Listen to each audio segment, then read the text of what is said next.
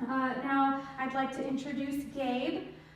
Gabriel Neville is the author of The Last Men Standing, the 8th Virginia Regiment in the American Revolution, and numerous articles on Virginia, Pennsylvania, and the frontier in the Revolutionary era. He is the creator of the Revolutionary Virginia and the 8th Virginia Regiment websites, both of which I highly recommend. His blogs, you will be sucked in for days. They're excellent. So I'm so glad to introduce Gabe.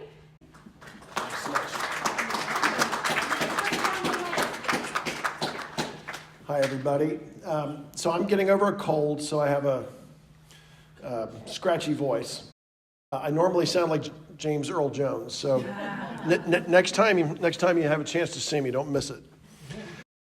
So what I'm going to focus on tonight is names that are familiar to you, and in some cases last names that are familiar to you, Croghan and Clark.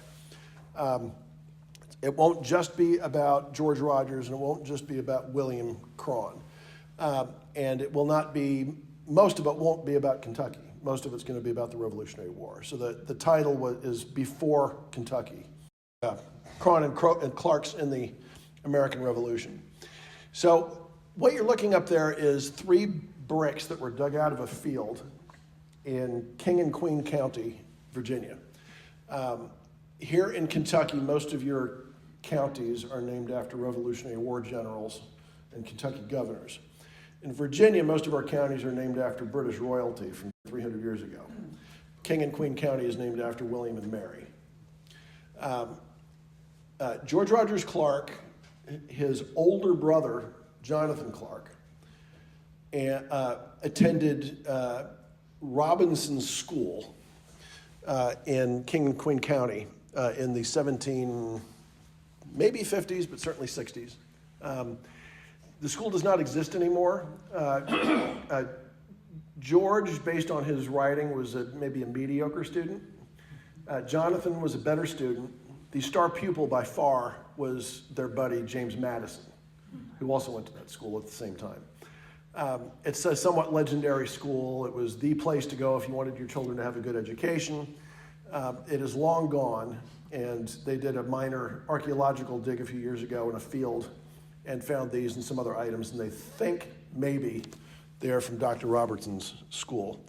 Now, I tried to shock Caitlin by saying, I think in Virginia we've got more Clark historic monuments than you might have here in Kentucky. I was trying to start a fight, and she didn't take the bait. She said, "Oh, no doubt, I believe it." Here are 4 of them. The one at the bottom is this recent marker. That's where that school was. On the left is the Clark family farm in Caroline County, where George Rogers Clark and all of his many siblings grew up. George Rogers and Jonathan, who you can hear about both of them tonight, were probably, I don't think it's definite, but probably born in Albemarle County, close to Thomas Jefferson's Monticello, but moved back east when the French and Indian War started. The William Clark birthplace on the right is very close to the Clark family farm. He was born there. So William, of course, is the one who's the most famous today. Here's a list of all the kids in the Clark family. I wish we had pictures of more of them, but 4 is not too bad. Jonathan was the oldest. All about George. Anne Rogers was number 3. That's her picture there, top right. John Clark was a Revolutionary War soldier who died. Richard Henry died shortly after the war. Edmund was a soldier. Lucy, you know about. Elizabeth, I don't is she the one that married Charles Mint Thurston Jr.? Elizabeth? No? I don't remember who that is. I think that was Frances Eleanor. Everybody knows about William. 10 kids. It's a lot of kids. This gives you an idea of where they lived. I'm colorblind, and I think I know what colors I used, but if I'm wrong, just don't laugh at me, okay? That's not polite. The Albemarle County, where Jonathan and George were born, is I think that's black, right? It might be dark brown on the bottom left. Caroline County, where they lived later, is the second one from the right. Dr. Robertson's school is I think, is that green on the right? Yellow is Orange County, where James Madison was from, just for reference. The hook shape one is, I'm sorry, no, that's Orange County. The yellow one is Spotsylvania County, where Jonathan Clark worked. And then the one on the top is Dunmore County, which you can hear a bunch about. The line that is the eastern border of Dunmore County that runs really all the way from the top to the bottom, that's the Blue Ridge Mountains, just to give you a little bit of geographical reference. Okay, so this is the West. Some late 18th century political geography on there. But right now, just pay attention to the river. This is the Ohio River. Its major eastern tributaries as far upstream as they were arguably navigable if it had rained recently, right? This is just in Pittsburgh, or Fort Pitt is up there in the top, right? Right above the O in Yohogania. The French and Indian War was all about control of this river, which was the highway to the west. There was no highway as we think of it. So the river was really important. Just a little aside, because it's interesting, that little bit of blue on the very right edge, that is the furthest upstream that the Potomac River is navigable. And the founders, particularly George Washington, were obsessed with figuring out a way to connect that with the Yohogany River, there by Stewart's Crossing, because then they could connect the Atlantic with the Mississippi River. And economically, that would have been a huge deal. A lot of effort was put into that, but that's another speech someday. In the shaded area here on the bottom right, that's the Shenandoah Valley. The eastern edge of that is the Blue Ridge Mountains.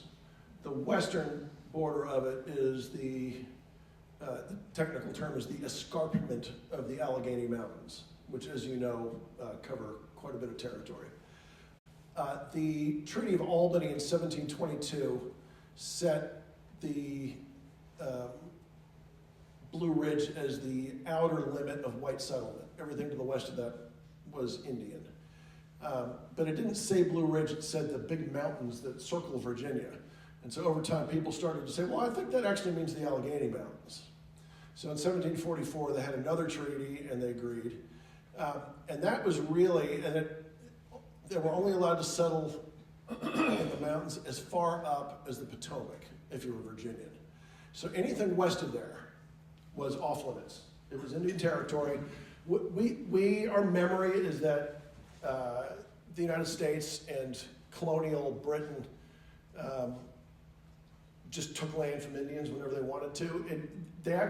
Speaking for the governments, they actually really tried to follow the rules. And the rules were that you cannot settle on Indian land unless there has been a treaty and it has been purchased. And they were pretty strict about enforcing it. One exception for that is Fort Pitt. This is Fort Pitt up in, became Pittsburgh, right? This is a diorama. If you haven't been to the Fort Pitt Museum in Pittsburgh, you should go. This is a pretty neat thing, and the museum itself is great. So Fort Pitt had a garrison of redcoats in it from the French Indian War until 1772. They were, of course, allowed to be there. And some people involved in the Indian trade or in businesses supporting the fort were allowed to be there. But this is Pennsylvania law. It says, whereas many disorderly people in violation of His Majesty's proclamation have presumed to settle on lands not yet purchased from the Indians, blah, blah, blah, if they don't vacate, they shall suffer death without benefit of clergy. So, I mean, they weren't messing around, right? One exception is people supporting the fort, carting food there or what have you, and a settlement made by George Croghan, Esquire, Deputy Superintendent of Indian Affairs under Sir William Johnson on the Ohio above said fort. So this is William Croghan's uncle. You may know, you may not know, I'm not going to presume. He was a big deal in the West before the Revolution. He came from Ireland. He traded with the Indians. He spoke 2 Indian languages. He had explored deep into Indian territory as far as, I believe, Illinois, and played a key role in negotiating Indian treaties. During the French and Indian War, he built 4 forts. So he was a big deal, and he was, that's Pennsylvania statute named him as somebody who was definitely allowed to be out that way. He was also a piece of work. This is an actual quote from him. I got the stroke of a hatchet, a tomahawk, on the head, but my skull being pretty thick, the hatchet would not enter. So you see, a thick skull is of service on some occasions. Isn't that great? Life in the West. He also was one of the treaty negotiators at the Treaty of Fort Stanwix in 1768. That was the old line, the limit of settlement. This line, and this was drawn by Guy Johnson, who was the top Indian agent. It skips from tributaries of the Delaware, the Susquehanna, the Allegheny, to Pittsburgh here, and then goes down the Ohio River almost all the way to the Mississippi. So now, in 1768, you're allowed to go that far out, right? So up to, but no further than Pittsburgh, basically. So that's 1768, and many enterprising young men very quickly went out there, because the first guy out there was the early bird and got the worm. One of them was George Rogers Clark. So he was up there. I didn't check on when he got up there, but I think it was probably 1768 or 69. He did a bunch of surveying and actually went on a survey with his father and others, and I'll show you a little bit more where they were. Another person who showed up in town at about this time was William Croghan. So this is almost certainly the first time the two of them met. It's 1770, 1769, something like that. A couple different things on this map. This has later political geography on it, but the reason that there is a dotted line here is that Pennsylvania and Virginia did not agree on where the western boundary was. So everything inside this blue line was claimed by Virginia as an extension of Augusta County, which is down here. The king had put a moratorium on the creation of new counties because the colonies were not behaving. So rather than create a new county, they organized what was called the West Augusta District of Augusta County, which had sort of its own officers up at Fort Pitt. So that is the world that George Rogers Clark and William Croghan were in in about 1770 or so. Clark, so if you see Graves Creek here, they explored as far south as Graves Creek. So this would be George Rogers Clark and a guy named James Higgins, who was also from Caroline County, Virginia, with John Clark, George Rogers' father. And then everybody else went home, and Higgins and George Rogers, they started clearing land about here on Fish Creek in order to claim land and settle. So this is before what was called Lord Dunmore's War. Meanwhile, Jonathan Clark, the big brother, he has a job as the deputy county clerk of Spotsylvania County. It's a good job. But he's never going to get a promotion because the clerkship had been handed down from father to son in that county since the county was created. And he had no hope of ever getting that job. In 1772, Frederick County here was divided into 3 counties: Berkeley, Frederick, and Dunmore. So whereas this was all Frederick before, it's now 3 different counties. That means that there's opportunities out there.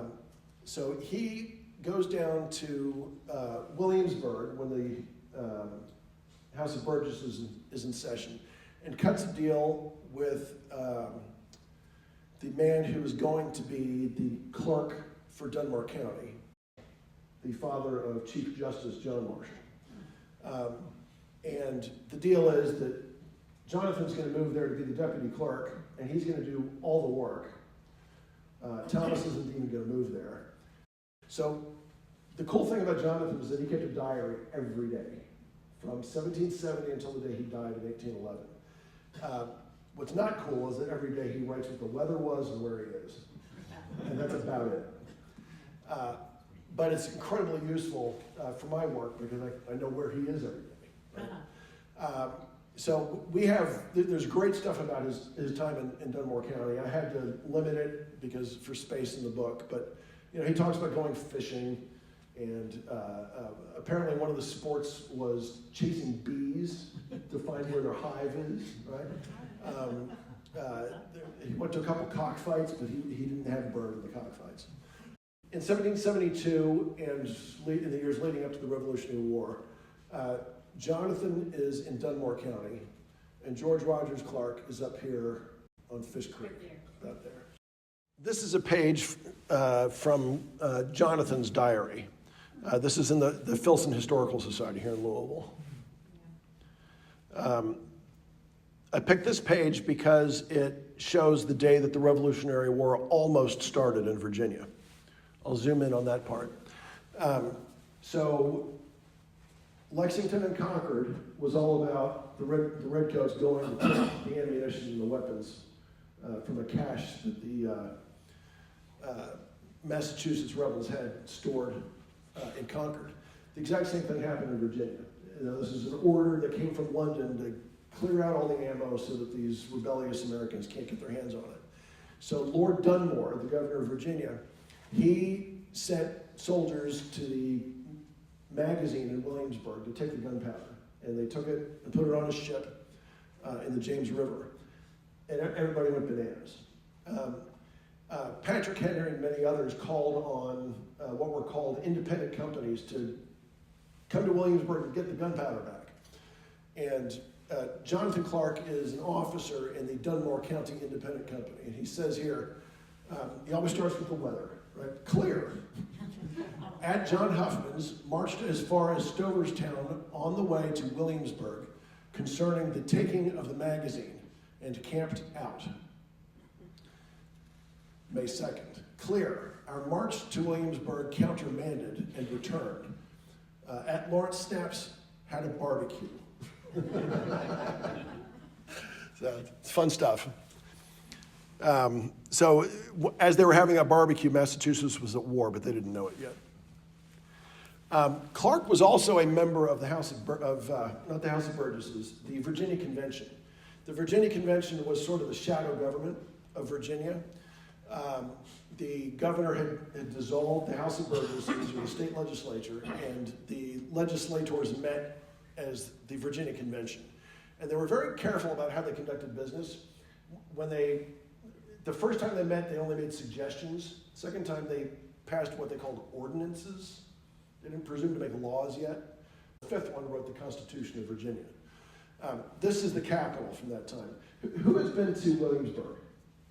So, glad to see so many hands. So you've been in the state capitol, or at least seen it from the outside. The reconstructed capitol is actually not from this era. That is the original old capitol that burned. This is the capitol that existed during the Revolutionary period. It also burned later. So Jonathan Clark was a delegate to the Virginia Convention. Each county sent 2 delegates. His partner was Peter Muhlenberg, who you might be familiar with. The convention first approved 2 regiments of state troops. These are not Continental soldiers yet. State troops, 1st and 2nd. They were commanded by Patrick Henry and William Woodford. Patrick Henry was incredibly popular, but also utterly unqualified to command a regiment. William Woodford was the opposite. He was incredibly unpopular, but he had experience. Then late in December 1775, the convention authorized several new regiments. One of them was to be called a German regiment, to be made up of German and other officers and soldiers as the committees of the several counties of Augusta, West Augusta, Berkeley, Culpeper, Dunmore, Fincastle, Frederick, and Hampshire shall judge expedient. So the Shenandoah Valley at this time was populated primarily by German immigrants and Scotch-Irish immigrants, which is very different from the rest of Virginia. The rest of Virginia was English, super English. The Church of England was the state church. It was still required that you go to an Anglican service at least once a month. Your marriage and your baptisms had to be recorded by the Church of England or they were not official. So it was a very, very English place. And when the war started, the leaders in Williamsburg were a little bit unsure that the Germans were going to support the cause. But they decided, well, if we make Peter Muhlenberg a colonel, maybe they'll turn out. And it worked. The Scotch-Irish, they didn't have to worry about. They were very eager to fight. Muhlenberg is commissioned a colonel, which disqualifies him from sitting in the convention, so he leaves to go home. Jonathan Clark gives him this letter to the Dunmore Committee. I'll try to read it here. It says, as Mr. Muhlenberg is returning home, and perhaps the committee may be called to nominate the officers to the German company, not German regiment, German company, before I can return, I beg leave to offer myself to you as a candidate for a captaincy of the German company to be raised in your county. I won't read the whole thing. He got the job. Dunmore County was heavily German, but even there in that county, they raised two companies in Dunmore County, and one of them was designated English, and the other one was designated German. English just meant English speaking. So these are the field officers of the 8th Virginia Regiment. That's Peter Muhlenberg, the colonel. You see his signature up top. It says P. Muhlenberg, BG. That's him as a brigadier general later. Abraham Bowman, lieutenant colonel, 8th Virginia Regiment. He's German. Peter Helfenstein was the major. He was actually an immigrant. He came from Germany himself in the 1750s, and he died during the war. This is the Dunmore County Committee of Safety list of officers for their two companies. At the very top, you see Jonathan Clark, appointed captain, German. And then this guy, Richard Campbell, was the captain of the English company. It's amazing that these papers still exist. This is the geography of the 8th Virginia Regiment. We're not going to talk too much about the regiment itself, but this gives you a sense of how large the geography was that it came from. The West Augusta District, so that's where William Croghan is, it raised two companies. Dunmore County raised two companies. All of the others raised one. Berkeley, Frederick, Culpeper, Hampshire, Augusta, Fincastle. Only one of the counties, Culpeper, was on the east side of the Blue Ridge Mountains. So this is very much a western regiment. Hampshire, West Augusta, and Fincastle, that's true frontier country. So these are like real frontiersmen. They've experienced fighting Indians. The 8th Virginia, 9 companies of the 8th Virginia are sent south. They're at the Battle of Sullivan's Island. General Charles Lee, who's a piece of work, if you read my book, he's like the comic relief in the book. He decides that they're going to invade Florida. They don't get that far for a number of reasons, but maybe the biggest reason is that they got malaria. If you grew up in coastal South Carolina or Georgia back then, you had something of a resistance to malaria. But if you were from inland, if you were from the Shenandoah Valley, you had none, which meant that you had a pretty good chance of dying. So they never got to Florida, but that's how they spent 1776, right there. No, I said 9 of the 10 companies, because the one that had the farthest to march and got there last was William Croghan's company. They didn't get there in time. So they were reassigned to the 1st Virginia Regiment and sent north. So they were with George Washington at the Battle of White Plains, the Battle of Trenton, the Battle of Princeton, all of this really important stuff from the first, I guess it's actually the second year of the war. But William Croghan was not there. If you look down here, absent sick captains, Davis, I can't read that, and Croghan. He's out sick. This is October 5th, 1776, and he's sick on several of these rosters. Another one who's sick is James Higgins, who's the guy that had settled Fish Creek with George Rogers Clark on the Ohio. But the rest of these guys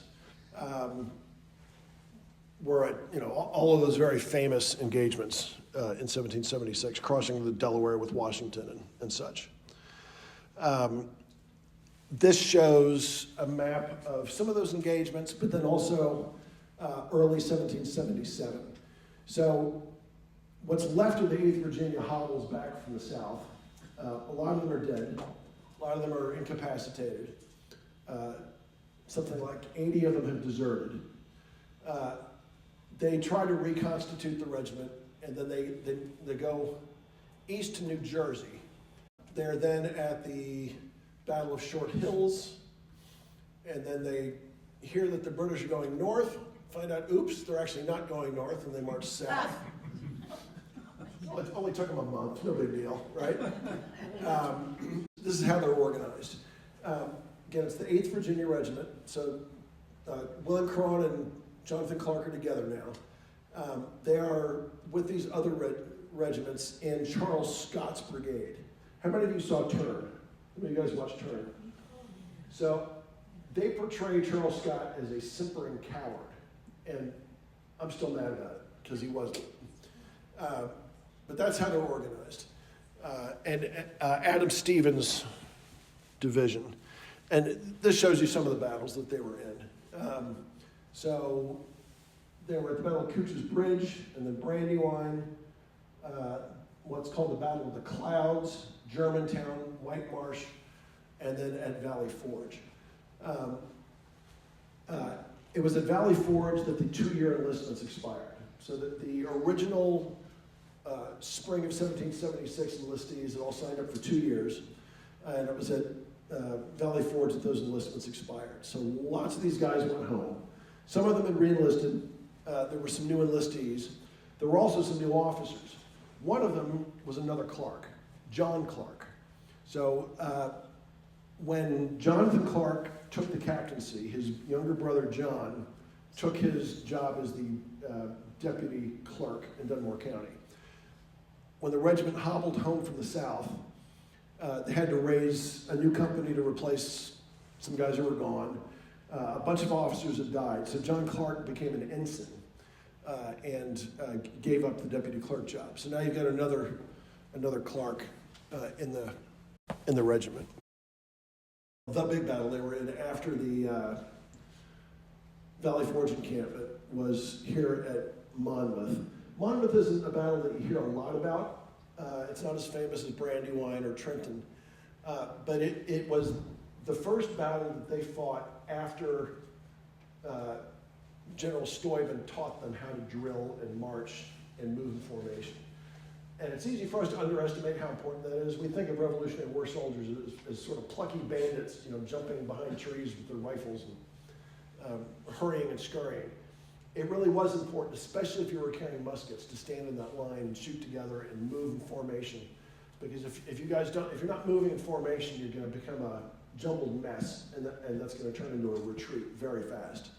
So it was at Monmouth that they fought sort of properly as an army for the first time.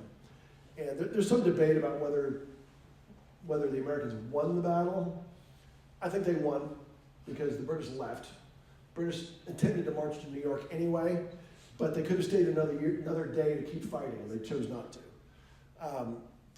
Charles Lee, who's the bad guy in my book, he got fired after this. That bronze bas-relief is actually from the door of the United States Senate, and that is Washington rebuking Charles Lee for screwing up. I won't get into the details. And on the right, that is the page from Jonathan Clark's diary talking about the battle. I'll read just a little bit. Again, it starts with the weather, clear. Marched toward Monmouth Courthouse, where the enemy lay. Both armies advanced on each other. An engagement ensued. The enemy obliged our advanced party to retreat. So that's where Lee is screwing up. To the main body, who in turn obliged the enemy to quit the field, on which part our enemy encamped. So that last part is a huge deal. Every American account of that battle, they say, yeah, we slept there that night, because it was our ground, right? They're very proud of that. So Jonathan and William Croghan were both in that battle. Now, meanwhile, way out west, I don't need to tell you this story, George Rogers Clark is in 1778, trying to remember the dates, I guess about the time of Monmouth, maybe a little bit later. They take Kaskaskia and Cahokia, and then early in 79, they capture Vincennes, along with the lieutenant governor of British North America. Big deal, but I think you guys know that story. About the same time that that's happening, there's a relatively little battle in New Jersey. That's New York City across the water at Paulus Hook. Now, Jonathan Clark was in this battle. He's now a major. He leads soldiers across the water and through the fence, sort of on the right side of this. There are two other detachments that cross on the left. They get in there, they capture a bunch of people, and they take off. Kind of a win, right? Well, not really, because they didn't burn anything down. They didn't take any supplies. They just kind of let it. They didn't spike the cannons. They just went in. Now, the guy who's in charge of this was Henry Lee, better known as Light Horse Harry Lee, who was another major. Jonathan Clark is a major, and actually outranks Light Horse Harry. So this becomes an issue, right? The raid did not go quite the way that maybe it could have. And the accusation is Light Horse Harry has sort of cheated his way into the glory. So this is William Croghan writing a letter to a friend complaining. Several officers have been much injured in the Virginia line on account of giving Major Lee the command of 300 of our men to reduce Paulus Hook, and unjust methods taken by him to have command by telling one of our majors, Jonathan Clark, who marched with the 300 men, that his commission was older than it really was. So they're both majors, right? So it's the date of the commission that makes one senior to the other one. Otherwise, he would not have had command over him. I believe Major Lee will be arrested. Well, he was arrested, and they had a court-martial. And it's actually a pretty amazing story. So this was a big deal. I don't mean the court-martial. I mean the raid on Paulus Hook. American victories were few and far between during this period of the war. And this and the attack on Stony Point were really the only victories in 1779. Light Horse Harry, the reason you've heard of him is in large part because of this, right? He got a gold medal from Congress for his valor. But maybe he didn't deserve it. Maybe Jonathan Clark's the one who deserved it. So it's in the book, but Light Horse Harry kind of knows that he's culpable. The reason he gets away with it is because the whole raid was his idea to begin with. And it had been approved by Washington and set in motion by General Sterling, Lord Sterling. And Jonathan Clark was very gracious about it. He and Lee met. We don't know exactly what was said in the meeting, but it's pretty clear that Lee apologized. He wrote a letter to Clark expressing his gratitude and saying how much he owed Clark for his graciousness. General Sterling wrote Clark a letter apologizing. Clark even got a letter from Daniel Morgan saying, wow, I didn't, like a month or two later, said, boy, I didn't even know you were in that battle until somebody just told me. And, good job, buddy. I've always said it's important that people get the credit that they're owed, and you're owed a lot of credit here. Reed, you've been treated unfairly.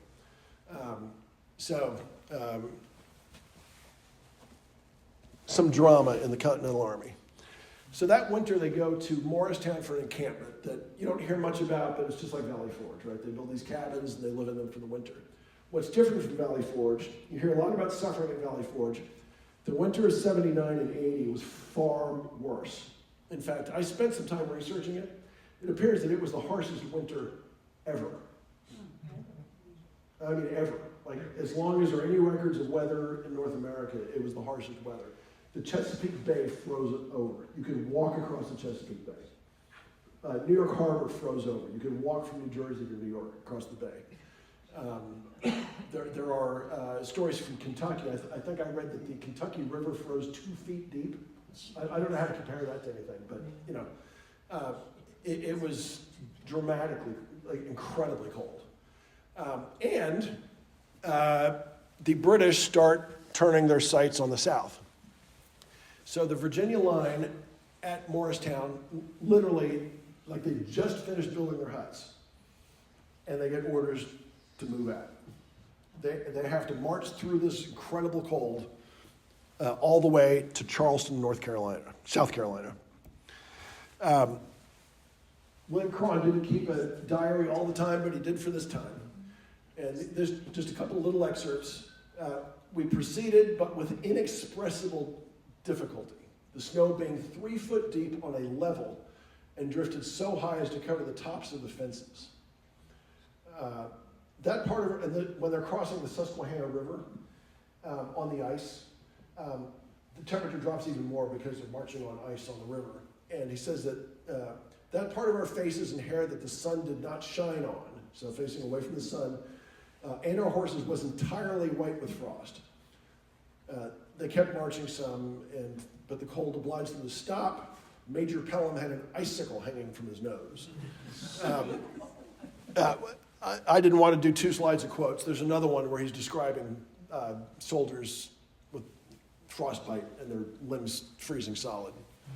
So it was quite bad. So they get down to Charleston. The British have it surrounded, and they get there just in time to realize that they're not going to be able to do any good. Just a little bit about it. This is what was called the horn work. It's basically a fort, and it's a particular kind of fort. These are the defensive lines. There's a creek here and a creek there, and then there's this, it's basically just a wall in between. The way siegecraft is done is the British dig a line out here, just inside range of the American fire, and they get in there and then they start shooting. And while they're shooting, they dig a connecting trench. The first one was this one. And then when they get out here, they start digging sideways, and they've got another parallel that's closer, right? And then they dig another one, and they're closer, and then they're ready to, really pound them. So I don't remember exactly where it was in the process, but Jonathan Clark and William Croghan both arrived shortly before the bombardment, like the heavy bombardment started. And Benjamin Lincoln was the major general in charge, and they surrendered.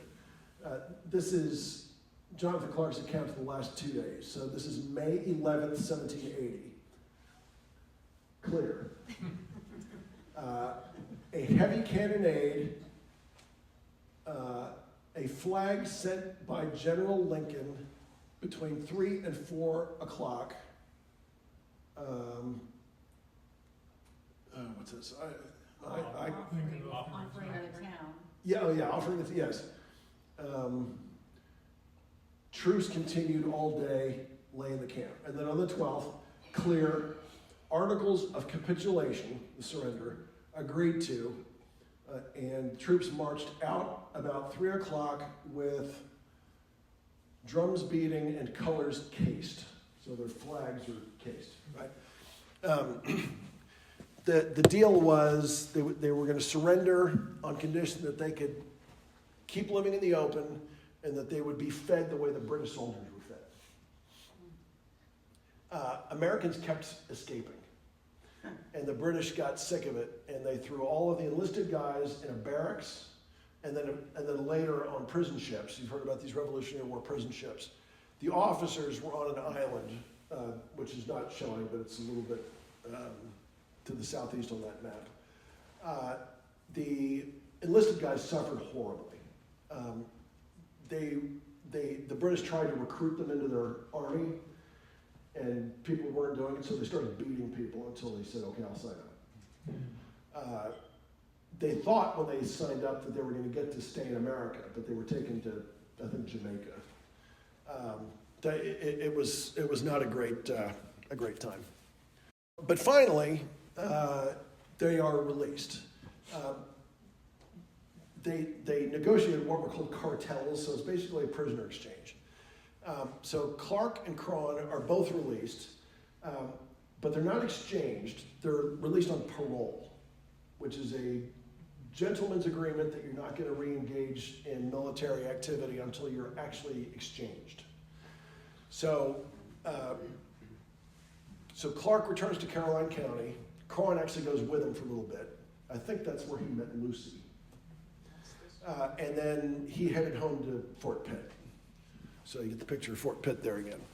Then in 1781, Washington starts marching south.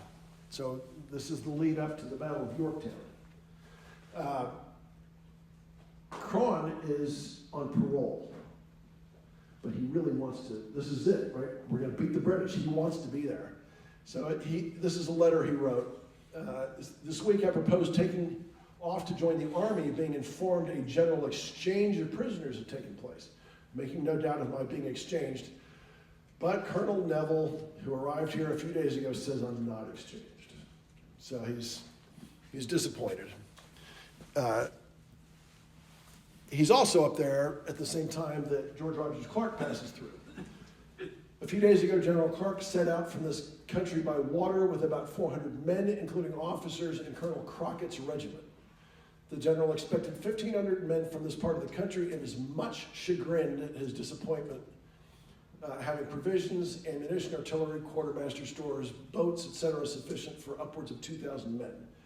Had the country people turned out and went with him, I have no doubt the people on this side of the mountains in particular would be sensible of the advantage they may reap by being able to live at their plantations without the dread of being scalped, which is far from being the case at present. So he's upset that people won't sign up to go out with George. So Yorktown happens. Croghan actually goes down there, but he doesn't engage because he's not allowed to. Jonathan, I don't know where he is. I think he's in Caroline County. George Rogers is in Kentucky. But the war ends in the east. And you all know that Blue Licks was the actual last battle of the war, right? Everybody in Kentucky knows that. Other places make the claim, but I think this is the right one. So, close to wrapping up here. So, when the war ends in 1783, soldiers have not been paid, like really at all. Not since, not for years anyway. The only thing Virginia has to pay soldiers with is land. So back then, there's no stock market, there's no banks, precious metal coins don't really exist. If you had them, they all went to England because the system was rigged that way. So the only thing that Virginia had to give people that was sort of of durable value was land. So during the war, they passed a few laws to reward soldiers with land. So this is what was called the Green River Military District. It originally only went to the Tennessee River, but it went down into Tennessee as well. When the Tennessee line was surveyed, they lost some land, so the state legislature added this bit to it. I just wrote a 3-part essay on this that's going to be at the Journal of the American Revolution. So if you want to dive into this, you'll be able to. But the officers of the Virginia Continental Line and the Virginia State Line, the distinction being the state soldiers were supposed to protect Virginia. They were not the Continental Army. They reported to the governor, not to Congress or to George Washington. George Rogers Clark, they were state troops. The Green River District was divided up between the state and continental lines. A separate district up here in Ohio was set apart just for the Virginia Continental Line. The state line didn't need that much land, but there wasn't enough down here for the Continentals, so this was added. George Rogers Clark had been promised land for his soldiers back when his mission against Kaskaskia and Cahokia was planned in secret. He was promised land for his soldiers.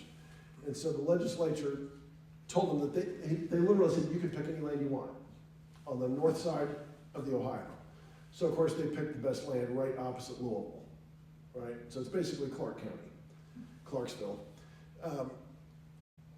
There's a lot to tell about this, but I'm not going to. We don't have time. But the state line and the continental line each elected chief surveyors. Richard Clow Anderson was the chief surveyor for the continental line. George Rogers Clark was the chief surveyor for the Virginia state line. But George Rogers Clark also had the Illinois Regiment grant to work with. So he hired William Croghan as his deputy and let William run everything while he went and dealt with the Illinois Regiment grant. And then Clark was appointed an Indian treaty negotiator, and so Croghan really took over as the state line chief surveyor, even though he was a continental veteran. So that's how Croghan became wealthy. George Rogers Clark, I don't think he had much business sense. So they prospered here. The Clark family moved here in 1784-85. Maybe some of you have seen this, but Dr. John Croghan, so referring to his Clark grandfather. So this is John Clark, the father of George Rogers and Jonathan. Says, my grandfather, with a number of family of children and servants, left his seat in Virginia in October 1784, and owing to the badness of the roads and the inclemency of the weather and the obstruction of the Monongahela with ice, having embarked in boats at Redstone Old Fort, or as it is now called Brownsville, did not arrive at the mouth of the Kentucky until the 3rd of March. So they were going to rendezvous at the mouth of the Kentucky with some people they knew. It's a complicated story, but they were not well received. I think because the woman in the house was ashamed of her frontier cabin and didn't feel like she was equipped to be hospitable. So they left and went downstream a couple of miles, and then Indians came and attacked the house that they'd just been at and killed, I think, 4 people and burned the house down. So they barely missed that. The one Clark that remained in Virginia was Jonathan. This is a record of the Virginia state government from 1792, where they had just appointed the 4 major generals of the Virginia militia. So after the horrible defeat, St. Clair's defeat in Ohio in 1791, Congress, this is after the Constitution now, they have passed the Militia Act requiring every state to have an organized militia according to certain rules. So Virginia has organized its militia, and there are 4 major generals. Samuel Hopkins, who I don't know anything about, Jonathan Clark, Daniel Morgan, and Light Horse Harry Lee. There are stories about the militia, particularly regarding the Whiskey Rebellion. But Jonathan was a big deal in Virginia. He didn't move to Kentucky until 1802. Has anybody seen this picture before? I'm sure. So this is Mulberry Hill. This is the house that the Clark parents, John and Ann, built when they got here. It's now a park. It was torn down during World War I, I think. But it's a pretty cool house. And it was the Clark family compound, as you would say if there were Kennedys or Bushes. This is, anybody recognize this house? Jonathan Clark's house. Boom, yes. Now, I don't think any of the original house is visible on the outside anymore, but I've been told it's in there. If you go inside, you can, it's his original house. And there are a couple of historic markers there. And then, of course, there's this. So that's where we're going to wrap. Thank you all. This was fun to share with you. Thank you. I'm sorry if my voice is scratchy. I'm happy to answer any questions if anybody has any. Yes? I'm very curious about the requirement to attend one Anglican service a month. Yeah. Do you know what time period that was enforced? So enforced and on the books are two different things, right? So my guess is it was probably no longer enforced when the revolution started. But so Jonathan Clark was a Baptist. There was a big evangelical sweep of Virginia in the late 1760s, early 1770s, and Jonathan got swept up in that. I mean, he's got accounts in his diary of going to these outdoor camp meetings, and baptizing people and all this stuff. And he keeps going back to services when he can find them. But you can count. He's very careful to go to an Anglican service at least once a month. It was the law, right? Two questions. Where was Mulberry Hill located? You said it was now a park? Yeah. George Rogers Clark Park, Poplar Road. right across from Audubon Hospital. Okay. It should be John and Ann Clark Park. Yeah. I mean, maybe he lived there when he was visiting, but it was their house. The legends of St. X. Yeah, right There you go. Writing staff or whatever. Yeah, the cypress tree. This is right. Yeah. And John and Ann are buried there, and the They graves are. are still visible, right? They are. I haven't been there. They Everybody are. else was dug up and taken to, Well, it's Kid just Hill. it's just the limestone slabs Right. that are there, but no longer legible. so a couple of them. I think there are 6 total. Okay.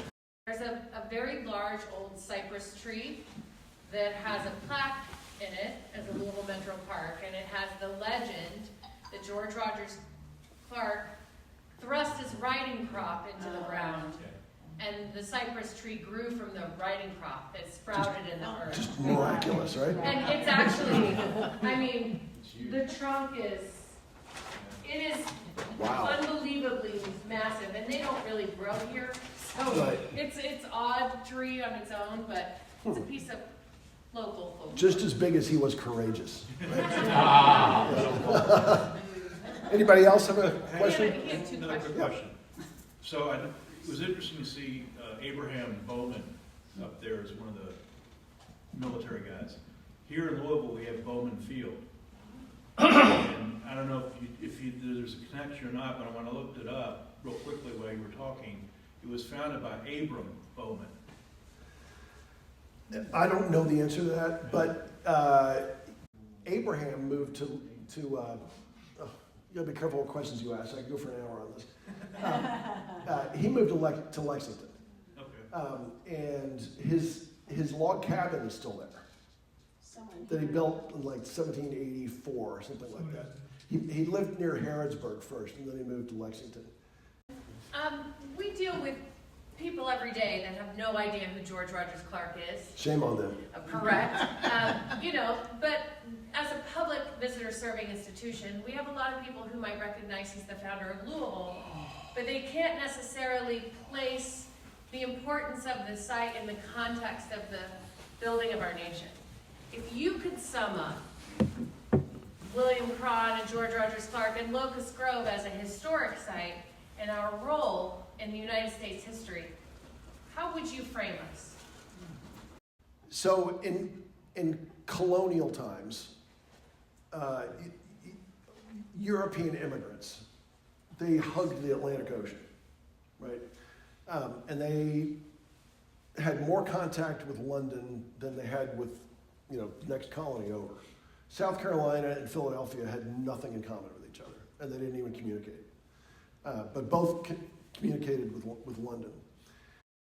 The settlers in the Shenandoah Valley, remember I said there were Germans and Scotch-Irish, so it's a road that started in Philadelphia and went west. Here, I'll show you a map. So that red line, that is the Great Philadelphia Wagon Road. So it starts in Philadelphia and it goes all the way to Augusta, Georgia.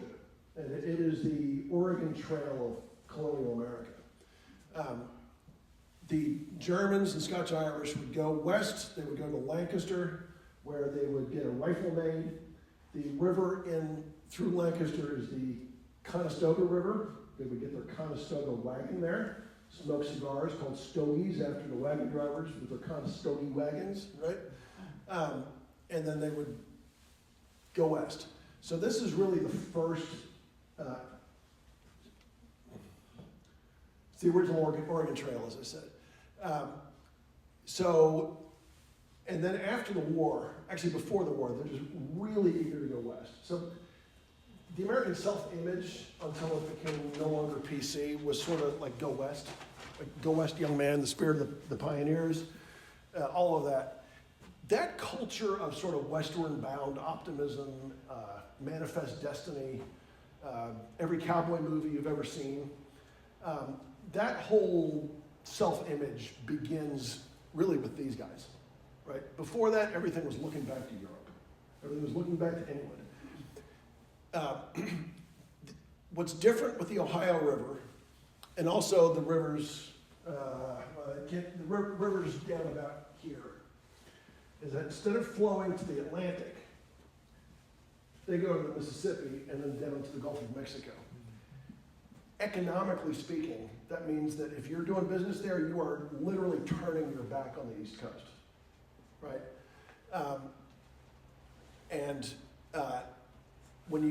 Not to mention that the Allegheny Mountains were the only way to get west was through the Cumberland Gap or to float down the Ohio River. So going west was a commitment. Once you were there, you were there. So it created a culture that is still part of American lore. Western movies all have long rifles, guys with fringed hunting shirts. You got one on display out here that allegedly was George Rogers Clark's, right? The log cabin, Conestoga wagons, all of this stuff comes really from Lancaster, York, Shenandoah Valley, west to Kentucky and onward. Every cowboy movie you've ever seen has stuff that originates here. I sometimes will call Pittsburgh the original Dodge City because everybody there, when William Croghan was there, was kind of up to no good. Right? They were there because they weren't welcome back where they were before. Croghan's first lieutenant, a guy named Abraham Kirkpatrick, literally killed a man in a horse race, fled to Pittsburgh, and then became Croghan's first lieutenant. I'm pretty sure Simon Kenton got his new identity from Pittsburgh too. Yeah, I didn't know that, but I'm going to add that to my repertoire. The most diverse city in the entire nation for decades. Mm-hmm. Yeah. So you're saying Clarks and Crons, they really kind of inadvertently, but created this go west culture, this frontier expansion culture, Yeah, no, exploration. Well, and they were, Croghan was in charge of doling out the land to people when they came, right? Virginia, actually the whole East Coast, if you arrived in the 1750s, 1760s, there was no good land left in the East, right? In Virginia, tobacco just ruins the soil, right? So like Mount Vernon, you couldn't grow anything there after a while, right? And all the land was owned by other people. In Virginia, they gave out land in multiple 1,000-acre tracts. In Pennsylvania, they gave it out, I think, 180-acre tracts, but it doesn't matter. It was all given out. So if you wanted land, you had to go west. And when you hit the mountains, you didn't have any really good land left, unless you went all the way to Kentucky, right? So yeah, absolutely. Like that westward bound American optimistic spirit, you know, George Rogers Clark, William Croghan, Jonathan Clark, they originated. One of the things I always try to, when I try to reframe Locust Grove to people, not in that it needs to be reframed, but one of the things that struck me was that we always talk about the significance of the people that came here, people that lived here and visited here, and that Locust Grove somehow has its importance from those people. But what struck me, especially after learning that a portion of this property was purchased from James Madison, was that This property? yes. Ambrose, his brother. Oh, And after Ambrose dies, James and his Wow. wife help execute the will. One of the things I try to tell people is that William Croghan and George Rogers Clark had their pick. They could live anywhere they wanted to live. yep. And this was the land that they chose.